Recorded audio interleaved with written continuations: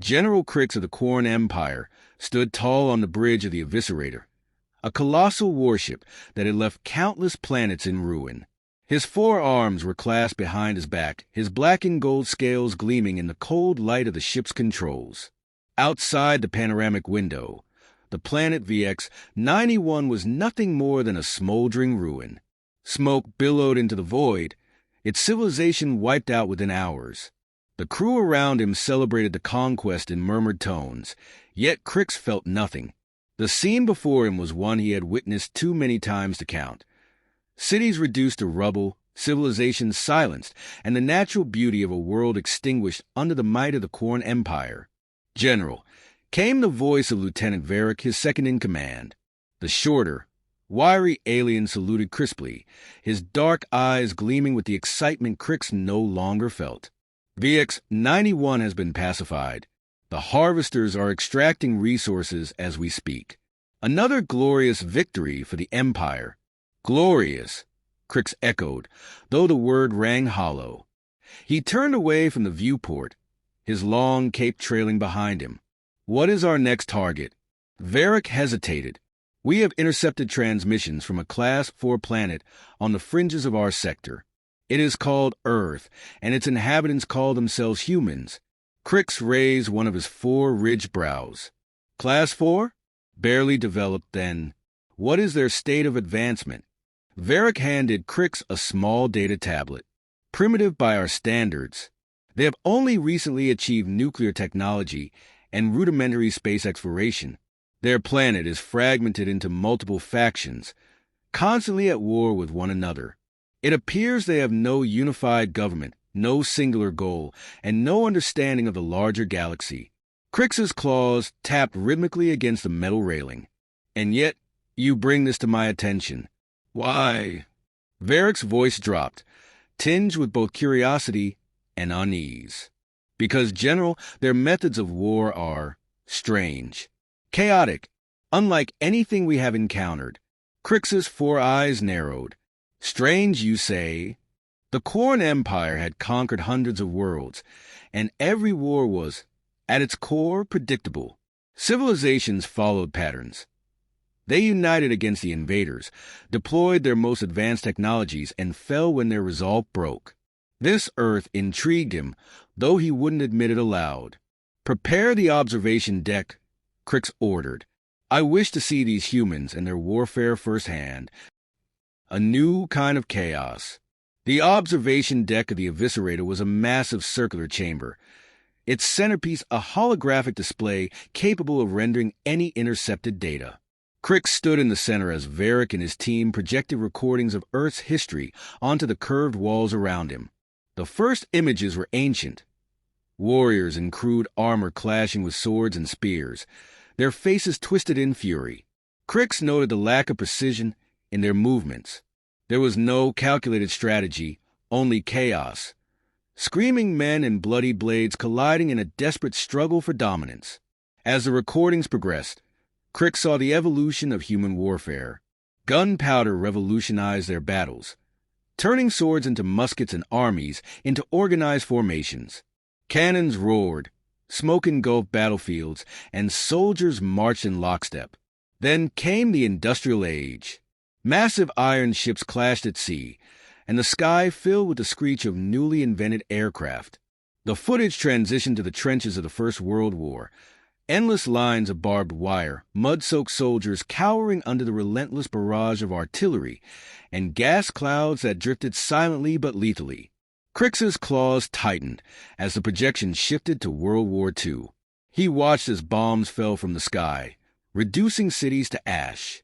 He saw tanks rumbling through fields, their guns tearing through enemy lines. The humans had mastered destruction, but it was their reasons for fighting that puzzled him. "What is this war about?" Crix asked. Varric gestured to the display. "They call it the Second World War. It appears to have been fought over ideology, territory, and a desire to prevent the rise of certain factions. Millions of lives were lost." Crix scoffed. "Ideology, foolishness, perhaps," Varric said cautiously, "but effective. The humans possess a relentless determination, even in the face of overwhelming odds. The recordings moved forward in time. The Vietnam War, the Gulf War, modern conflicts fought with drones, guided missiles, and cyber attacks. Crix noted the technological leaps humans had made in such a short span of time. But what struck him most was the raw emotion behind their battles. One clip showed a soldier shielding a child from an explosion. Another captured a man running into enemy fire to save a fallen comrade. The footage juxtaposed moments of unparalleled brutality with acts of selflessness that defied logic. "They fight for abstract concepts," Crix murmured, more to himself than to Varric. "Freedom, justice, revenge. None of it makes sense, yet it drives them to impossible lengths." Varric nodded. "It is unsettling, General. They do not adhere to the logical patterns we expect. Their wars are fueled by passion as much as by strategy." Crix fell silent as the final clip played. A city devastated by war, its buildings reduced to rubble. Amid the destruction, a lone man stood, raising a tattered flag. Around him, others began to gather, their faces worn but determined. They lifted the flag higher, a symbol of hope despite the devastation. "Enough," Crix said, his voice quiet but firm. The projection faded, and the room fell into an uneasy silence. "What are your orders, General?" Varric asked. Crix stared at the blank walls, his thoughts churning. He had seen countless wars, but none like this. These humans were not the strongest, nor the most advanced, but there was something about them that he could not ignore. Their capacity for destruction was matched only by their resilience, and their chaos had a strange kind of beauty. "Prepare my shuttle," Crix said finally. Varric blinked.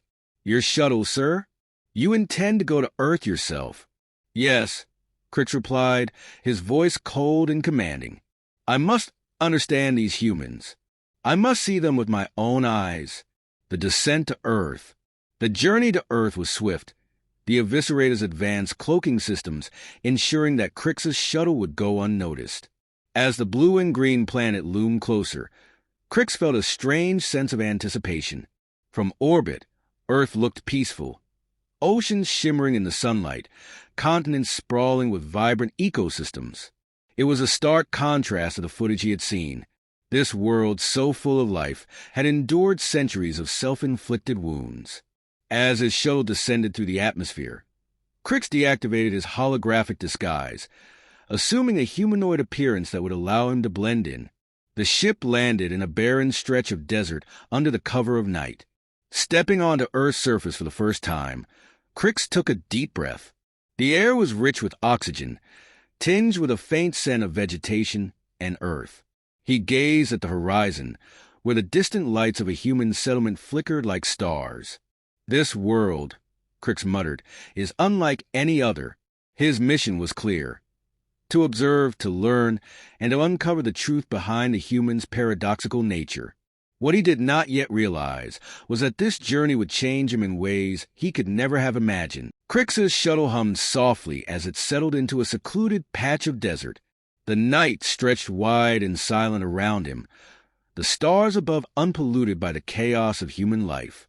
He donned his humanoid disguise, a holographic projection that made him appear as an average human male. Dark hair, plain clothing, and unassuming features. It was a strange transformation, his forearms hidden, his imposing stature reduced to something unremarkable. He took his first steps on Earth's soil, the ground gritty beneath his boots. The air was warm, dry, and tinged with the faint scent of sagebrush. A distant glow on the horizon marked a human settlement. Crix adjusted the device on his wrist that powered his disguise and began walking. After an hour, he reached the edge of a small town. Neon signs buzzed faintly, illuminating quiet streets. Cars lined the sidewalks, and dim lights glowed in homes where most of the inhabitants seemed to be asleep. The only signs of life came from a small diner, its windows bright and welcoming. Crix hesitated. The Empire had sent spies to countless planets, but he had always relied on reports rather than direct interaction. Now, he found himself walking into unknown territory, unarmed and vulnerable in a way he hadn't felt in centuries. The bell above the door jingled as he stepped inside. Among the humans, the diner was sparsely populated. A couple sat in a booth, whispering over cups of coffee. An older man in a plaid shirt leaned on the counter, chatting idly with the waitress.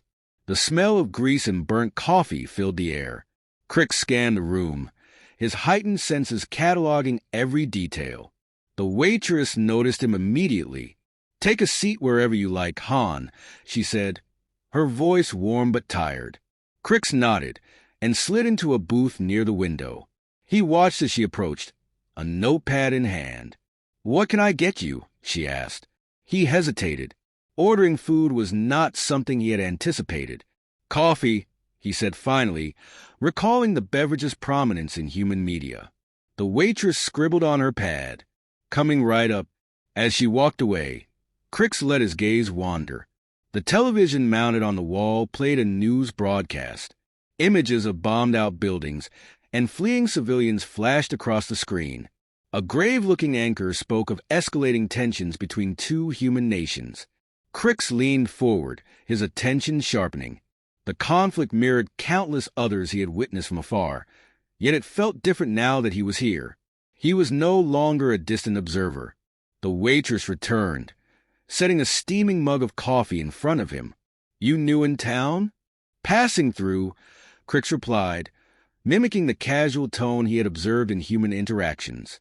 She nodded, studying him for a moment before stepping away. Crick took a tentative sip of the coffee, the bitter liquid startling his alien palate.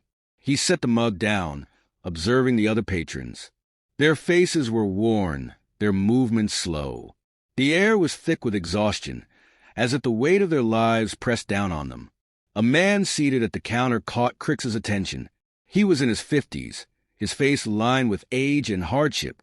A faded military jacket hung on the back of his chair. The man stirred his coffee absently, his eyes distant. Crick's curiosity got the better of him. He stood, walked to the counter, and took a seat beside the man. "You were a soldier," Crick said, nodding toward the jacket. The man glanced at him, his brow furrowing. "Yeah," he said gruffly. "A long time ago. Why did you fight?" The man's eyes narrowed. "Who are you exactly?" Crick realized he had overstepped. "A traveler," he said quickly. "I am trying to understand humans." The man chuckled, though it lacked humor. "You picked the wrong species, buddy. We barely understand ourselves." Crick tilted his head. "Then tell me, why do humans fight? What drives you to such lengths?" The man sighed, running a hand through his thinning hair. "Hell if I know. Sometimes it's money. Sometimes it's power. Sometimes it's just survival." He stared into his coffee. "For me, it was about protecting my country, my family. At least, that's what they told us. But after a while, you start to wonder if any of it means anything." Crick considered this. "And yet you continue, even when the cost is so high." The man shrugged. "That's humanity for you. Stubborn to the end, witnessing resilience." Over the next few days, Crick remained in the town, blending into its quiet rhythm. He spent time in the local library, reading human history and culture. He volunteered at a shelter, where he met people displaced by wars and economic hardship. He was struck by their resilience. One woman, who had lost everything in a hurricane, was organizing a fundraiser for others affected by the disaster. A young man who had been wounded in combat was teaching local kids how to repair bicycles. Crick found himself drawn to these moments of quiet strength. Humans were deeply flawed. They were reckless, impulsive, and often cruel. But they were also capable of extraordinary kindness and ingenuity. One evening, as the sun dipped below the horizon, Crick wandered into a park. Families gathered on blankets, sharing food and laughter. Children ran through the grass, their joy infectious. Crick sat on a bench, watching the scene unfold. He thought of the Corn Empire, where efficiency and logic reigned supreme. There was no room for such frivolity, no place for emotions that didn't serve the greater goal. For the first time, he felt a pang of envy, a new perspective. One night, while walking through the town, Crix came across a group of teenagers spray painting a mural on the side of an abandoned building. He watched from a distance, intrigued by their creativity. The mural depicted scenes of war and peace, chaos and harmony. It was raw and imperfect, yet it captured the essence of humanity. As the teens packed up their supplies, Crix approached. "Why do you do this?" he asked. A girl with paint-splattered overalls shrugged. "Because it matters. Because it's how we make sense of the world." Crix stared at the mural. For all its flaws, it was beautiful in a way he couldn't explain. That night, he returned to his temporary lodging and stared at his reflection in the mirror. The humanoid disguise stared back at him, but he no longer felt like a general of the Corn Empire. For the first time in his long life, Crix questioned everything he had ever believed. Crix's quiet integration into human life was interrupted one morning when his communicator chirped. The sound was faint, barely audible over the hum of Earth's life around him, but it froze him in place. For weeks, he had avoided using the device, burying it beneath his belongings in the small motel room he had rented. Now, as he reluctantly retrieved it, the holographic display flickered to life. Lieutenant Varric's sharp features appeared, his expression stern. "General Crix," Varric began, his tone laced with suspicion, "you have been unresponsive for far too long. The Supreme Command grows impatient. What is your status?" Crix hesitated. The Empire did not tolerate deviation from its goals, and his extended stay on Earth would be seen as a dereliction of duty. Yet, the thought of reporting his findings, of painting humans as nothing more than a chaotic species ripe for conquest, felt like a betrayal. "I am still observing," Crix said finally. Varric's eyes narrowed. "Observation? General, this species is weak and divided. Their conflicts are constant, their leaders inept. The High Council has decided Earth will be our next target. Preparations for invasion have begun." Crix's blood ran cold. "No," he said, his voice firm. Varric's brow furrowed. "No, General, you do not have the authority to countermand the Council's orders. They are not ready for Earth," Crix said, his voice rising. "This species is not what it seems. Their strength lies in their chaos, in their resilience.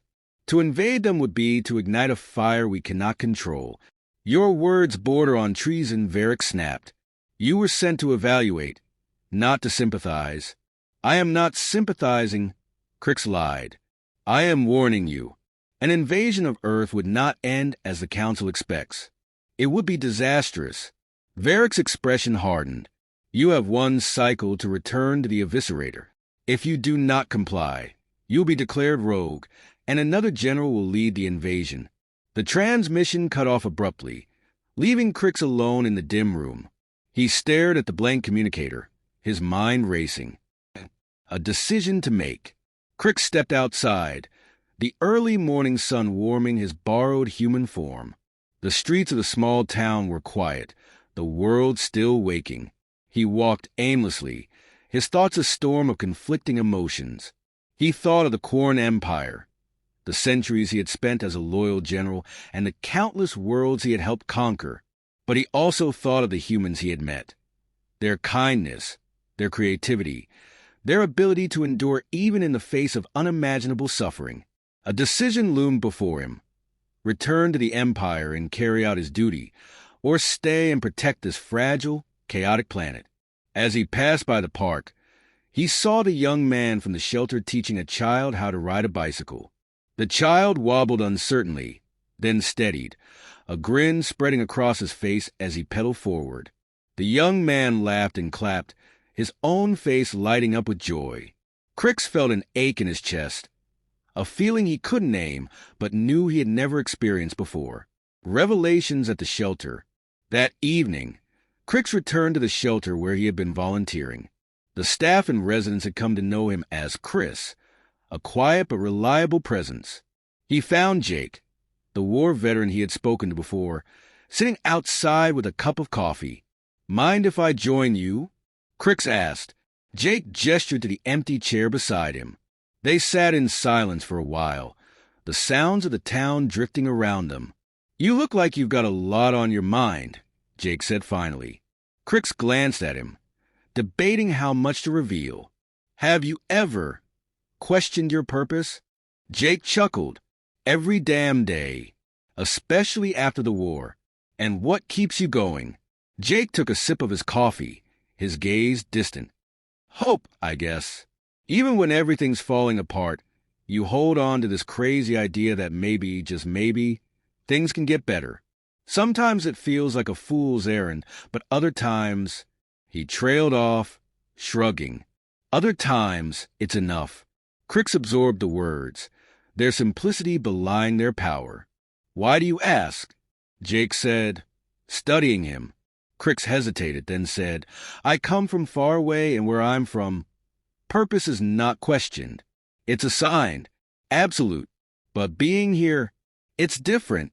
Jake nodded slowly. Well, maybe that's the point. Maybe your purpose isn't something you're given.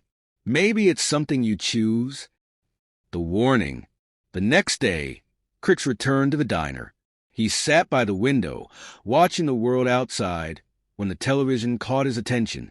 Breaking news scrolled across the bottom of the screen. The anchor reported strange phenomena in the sky, unexplained lights and sudden power outages in remote regions. Crix's stomach dropped. The Corn Empire was scouting Earth, preparing for the invasion. He stood abruptly, leaving a few crumpled bills on the table. Outside, he activated his communicator, sending an encoded signal to the eviscerator. Varric's face appeared again, this time with a smug expression. I see you've decided to contact us. Have you come to your senses? Stop the invasion, Crix demanded. Varric laughed. It's too late for that. The fleet will arrive in 3 cycles. Your objections have been noted and dismissed. Return to your post, or face the consequences. Crix's hands curled into fists. If you proceed, I will oppose you. Varric's smirk faltered. You would betray the Empire? For them, for what is right, Crix said. A stand against the Empire. Crix knew he couldn't stop the invasion alone. But Earth had its own defenses, and while they were primitive by Corn standards, they had the one thing the Empire underestimated: humanity's unpredictability. He sought out Jake, explaining the situation in carefully chosen words. You're saying an invasion is coming? Jake asked, his voice low and incredulous. Yes, Crix said, and they will not stop until this planet is theirs. But you can resist. Humanity has a strength they do not understand. Jake stared at him, then shook his head. You're either crazy or telling the truth. Either way, I don't think we can stop an army from space. You can, Crix insisted. Your chaos, your resilience. It is something the Corn cannot comprehend. I will help you, but you must be prepared to fight. Jake's jaw tightened. If you're right, then we'll fight. We always do. The call to arms. Over the next 2 days, Crix worked tirelessly to prepare. He disabled his communicator, severing his final link to the Empire. He shared what knowledge he could with Jake and others he trusted, laying the groundwork for a resistance. When the first Corn ships appeared in the sky, their sleek forms blotting out the sun, Crix stood alongside the humans he had come to respect. He had made his choice. He would stand with Earth, not as a conqueror, but as a protector.